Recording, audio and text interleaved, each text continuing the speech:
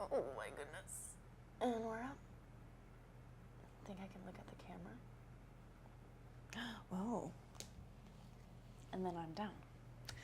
Why, hello, my friends. Good morning, good afternoon, good evening, good whatever it is for you. I'm standing here because I want to show you quickly what I'm going to go over with you today for our weekly kind of breakdown here. Also, what's up? My name's April, Yoga with April. I kind of like to, if this is a newer class to you, so obviously this won't be our flow-based class. I like to take some weeks to break down common poses and give you extra tips, extra tricks, and different alignment cues, alignment fixes that might help you find the pose that fits your needs, fits your body, because we're all different. So it's all gonna look different, feel different, be a little different from point A to point B. But my goal here is to provide you stuff I've learned online, stuff I've learned in person, stuff I've learned just by teaching and working with so many different people to kind of get you in the groove of it, right? I don't even think I said the pose yet. No, I didn't say the pose.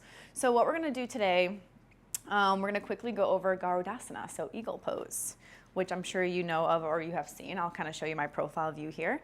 So eagle pose, knees stack, elbows stack, and we gotta fight for that vision, and we gotta fight to lower the hips in this pose. So that's what we'll do. But prior to that, of course, God, it's like I'm a grandma getting down on the ground, like, of course. I just wanted to go over what the heck Garudasana, what the heck eagle pose is.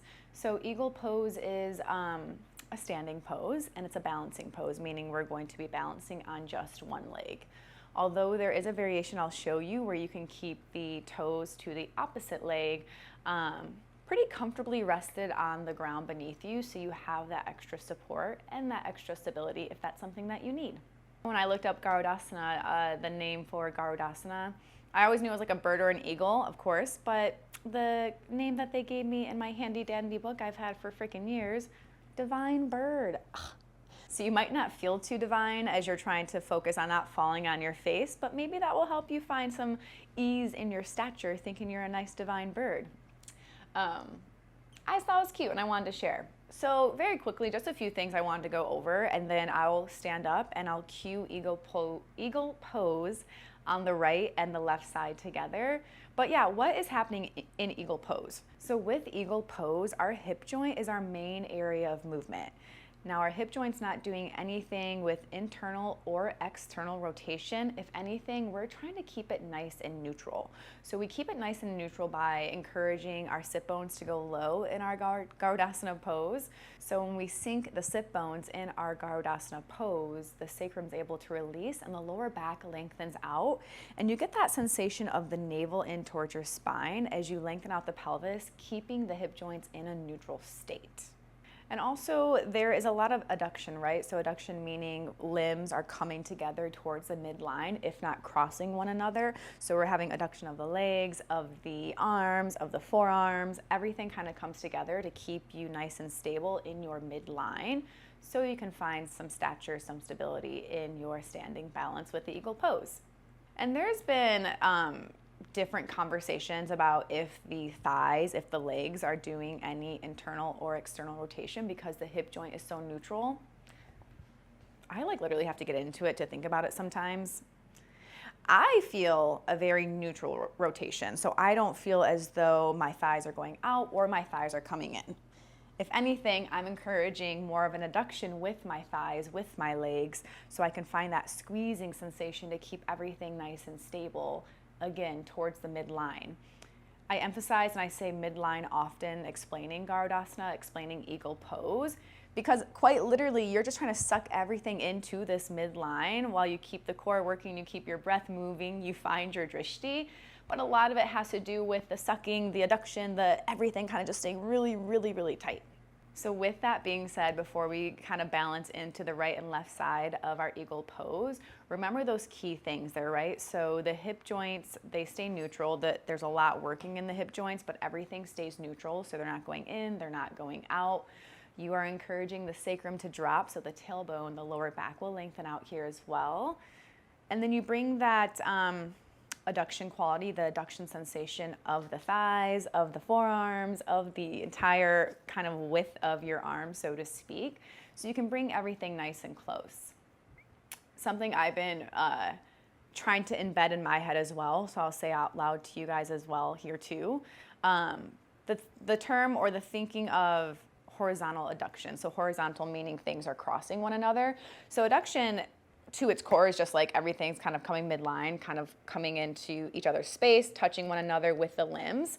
But when you think of eagle pose, Garudasana, we're crossing horizontally. We're crossing towards the right, towards the left with both our lower half and our upper half. So if that helps you, once we start standing, think of that super magnetic energy you can cultivate through the thighs, through the lower half, also through the chest and the torso. And then think of everything staying nice and neutral here too. So we have a nice long spine, nice lifted chest. And we have our elbows that will lift up as well to help us stay lifted through the torso here too. So of course, we're not doing any flow to prep us, so to speak, for practicing eagle pose. So if this is not your most stable one, that is more than okay. If your eagle poses are never stable, that's okay too. I'm just saying don't expect too much of this if you're kind of just jumping in and testing it out with me, since we haven't done anything to open up the spaces. But eagle pose is a great pose to open up the shoulders, open up the hips. I feel it in my lower back a lot as well, and it helps you kind of just grip and build stability and strength within the lower half, the legs, the ankles, the toes. Everything works in every pose, but you especially feel the work happening more when you have the added challenge of balancing here too. Okay, I think I've said all I've had to say. I think I'm just prolonging because I don't want to fall on my face either, but we're not going to do that. We're going to be good. So go ahead and find a stance here with me. And of course, I'll continue to watch you. I'm probably going to look at the ground and not at my phone, so I can also find my balance first and foremost. You always want to gaze somewhere in front of you, finding your drishti. Drishti meaning some general focal point that you can find where your focus can go to, your breath can go to. And ideally, that helps you find your balance here too. So of course, as always, we start in a stance. Maybe move around, kick the legs around, roll out the wrist.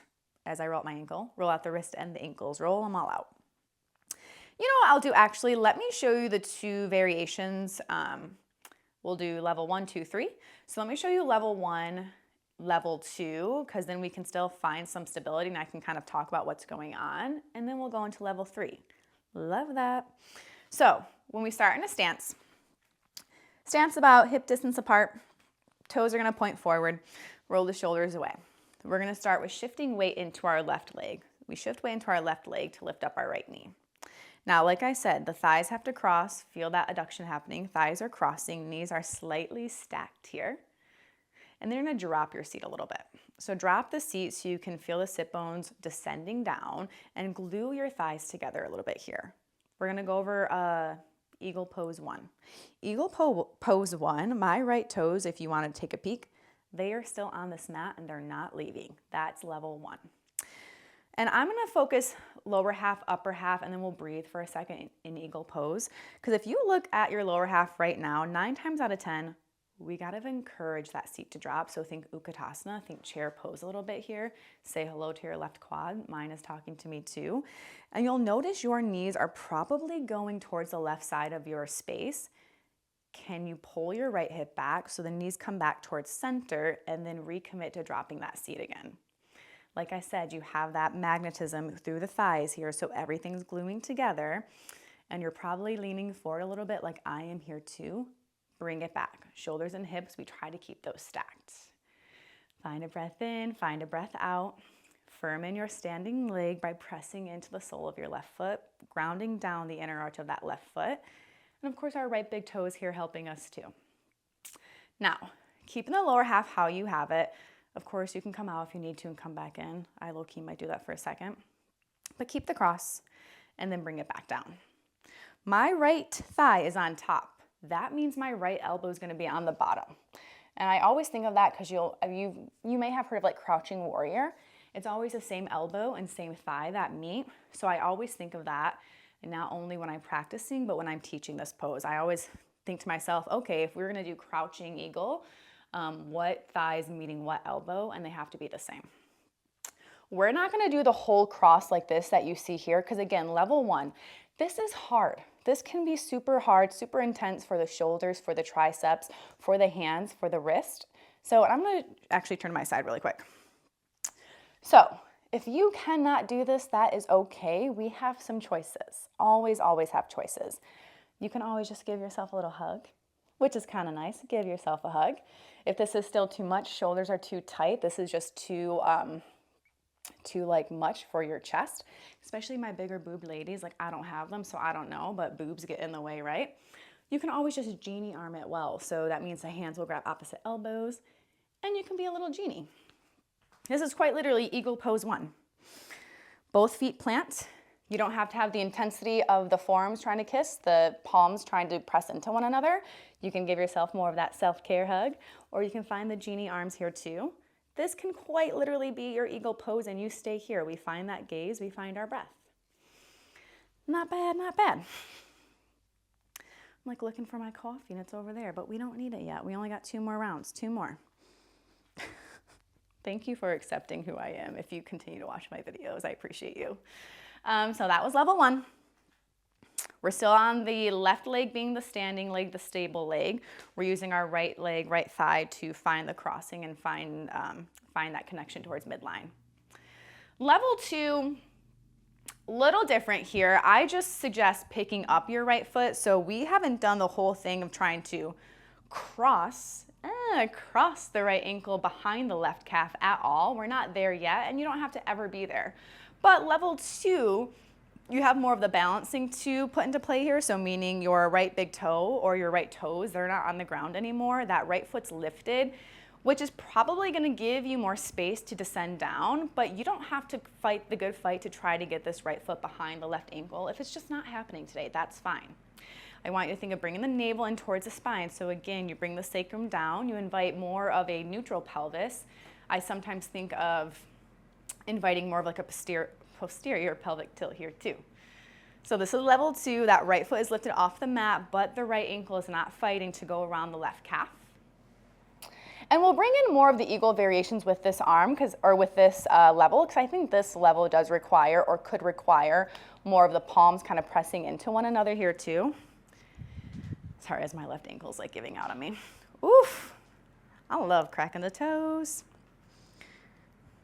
All right, let's go back, level 2. So like I mentioned, right foot's off the mat. Drop the booty, look at your knees, bring them back towards center. You pull your right hip back, encourage the left hip forward. Bring your arms out to a T, big breath in, inflate the chest here a little bit, and then exhale, find the cross here. And now mine are gonna be away from my gaze so I can show you, but your arms should absolutely not be like this. They should be right into your gaze, and you are deciding which side to peek over, either the left forearm or the right forearm. You find the gaze and gently gaze down towards the ground. So keep remembering to try to drop the seat, pull the right hip back, hips are square, relax into the pose. Neutralize the pelvis, bring the torso up by lifting the elbows up, and then draw your shoulder blades down. Sense the center line of your body and try to rotate through the knees, through the elbows, nice and square, top of your space. Find your breath in, find your breath out. And when you're ready, go ahead and let that go. Woo, I'm gonna try, I don't think the mic's gonna be too much in the way when I do like full eagle pose. But even for this full eagle pose, I'm gonna actually show you my profile here as well, because I really want you to focus on the upper half here too, because we talked a lot about the lower half, but the upper half is doing a lot of work here as well. So let's find full eagle pose. Inhale your arms up, let it go, let it go. Exhale, find a little fold. I want you to think of generously bending a knee, straightening a leg, shake out the head for a second. We're not here for a long time, just here for a good time. Now rise up. Prep for eagle pose, and then we'll not spend as much time on the next side doing it, but we'll still do all 3 levels with our right leg being our stability leg. Our standing leg, you know, same difference. Left foot plants, Sole of the left foot stays grounding. Left big toe is your anchoring point here. Find your drishti, lift up that right knee. Good. Try to flex the right toes back towards your shins so you're nice and active through this leg. Cross the right thigh over the left. I will always encourage you to drop your seat as low as you can, drop the sit bones down, and then fight to try to cross your right foot behind the left ankle. And again, it's always a constant game of dropping this gosh darn seat down. We drop it down, pull the right hip back, knees come towards the top of your space and they're towards the center of your midline. Arms come out to that T shape, palms will face the top of your mat. Big breath in, extend through the fingertips. And now as you exhale, we're gonna cross that right elbow under our left. Fight the good fight here with me. Try to kiss the palms together, pushing them in towards one another, and then pushing the forearms in towards one another as well. Drive the elbows up so you feel the shoulder blades stretch apart from one another. Breathe into that space, drop the seat. Try to bring that navel in towards the spine, descend the sacrum down, lift up through the sides. Find your drishti, find your gaze. You're doing great. Stay here nice and steady, steady breath, steady mind.